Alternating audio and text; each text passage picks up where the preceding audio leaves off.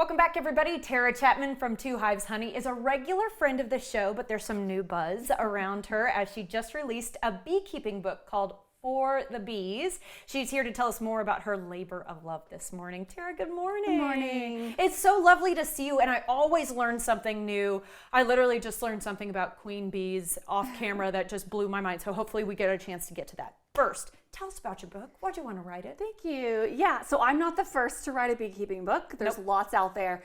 But I felt like the books fall into one of two categories. There's either like the dense reference book that read it in 10 years when maybe you'll understand it, or there's a really beautiful book with photos but a little bit fluff. And I thought, can we not have the substance and also have a lot of fun too? So that was the reasoning behind this book. I'm gonna flip this sucker open right here because I do want people to see that there's some like fantastic illustrations inside this book. What you brought today to put on the table are some examples of what people might learn about while they're flipping through this thing. So let's start with the bee smoker. Yeah, so we have a bee smoker here. We actually use this one as a planter. Oh, this is cute though. Look at this. It's just a little recycling, repurposing. Yes, so honeybees communicate via pheromones, and so there's dozens of pheromones going on in the colony at any given time. And all the smoker does is it masks the pheromone that's given off when they sense danger is present. So just think of it as a masking smell. If they can't smell that danger pheromone, then they're less inclined to sting us. So it protects us and the bees. So that's the reason they're calmer when you start using the smoker. Absolutely. Okay, all right. How about talking about how much honey one single bee will produce in their entire lives? Yeah, it's very little, 1/12 a teaspoon in an entire bee's life's work. And so these little jars here, 144 bees' life's work went into one of these jars. So it really starts to put into perspective how much work goes into honey. And as people can see with these types of honey sitting in front of us, like even just gathering from a different, 2 blocks away, where the wildflowers are slightly different or whatever is going to impact the taste of the honey that you consume. Good job. I know, I'm learning from you, girl, every single time you come in. Yeah, that was the inspiration by starting Two Hives Honey, was that I love that my bees made different honeys from different flowers depending on what was growing. So that was the whole inspiration for the company. That's so cool. Okay, now we are going to circle back around to that queen bee fact because I was asking you, I know that it's just one queen bee to how many are usually in a colony? 50,000 worker bees. 40 or 50,000 worker bees. The queen bee does not create the next queen bee. I think this is fascinating. That's right. She does not usurp herself. In fact, there's only one queen, and if you ended up with multiple queens, they'll fight to the death. It's very Game of Thrones. But it's, again, pheromones. So as her pheromones wane, as she grows sick or older or runs out of sperm and starts to fail in her queen-laying, egg-laying duties, they will start to rear new queens off of worker bee eggs she's laid, and they feed a special diet to those worker bees once they emerge. They'll do multiple queens, but the first one that hatches will run around and sting through the cells of all the other queen bees. So she'll kill all the... It is very... She kills her sisters. Oh, yeah. Wow. But the fact that it's a special diet that creates a queen just from a regular worker bee.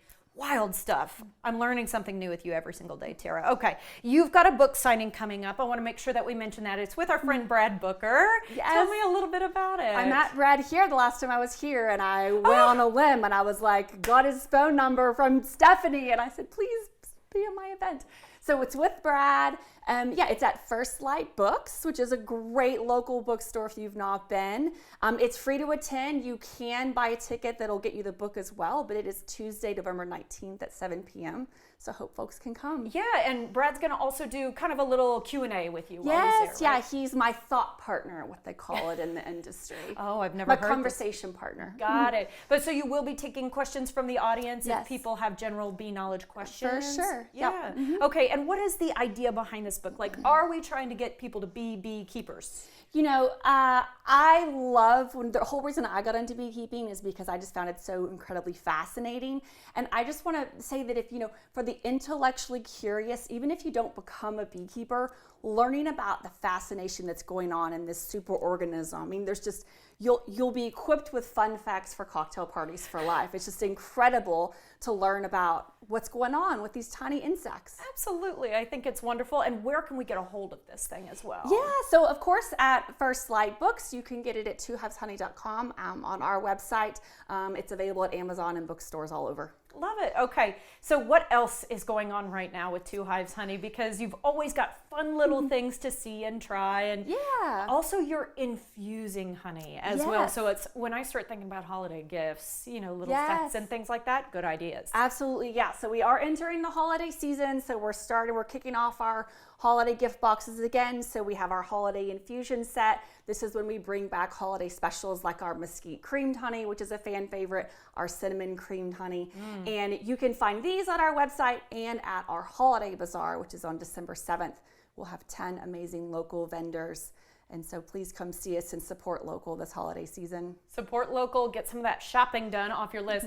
You know what, I've just remembered this lovely lady standing behind me. So we've got to talk about her real quickly because with the book, you did work with an illustrator to give you a little help to make sure it was a ton of fun. And this is what? The Tara that they created. She's so extra. I love her. Yeah, Caroline Brown did the illustrations for the book. And again, she brought the fun, I brought the substance.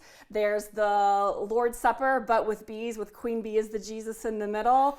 Imagine when the Olympics came out and everyone got so much flack for what happened there. And I thought, am I going to get canceled for having the Lord's Supper, but with bees in my book? So there's fun little Easter eggs. To investigate in For the Bees, which of course is done by Tara Chapman. And Tara, we appreciate your time. Congratulations on publishing. We love it for you. Don't miss Tara's book signing at First Light Bookstore. That's coming up on November 19th at 7 p.m. That's right around the corner.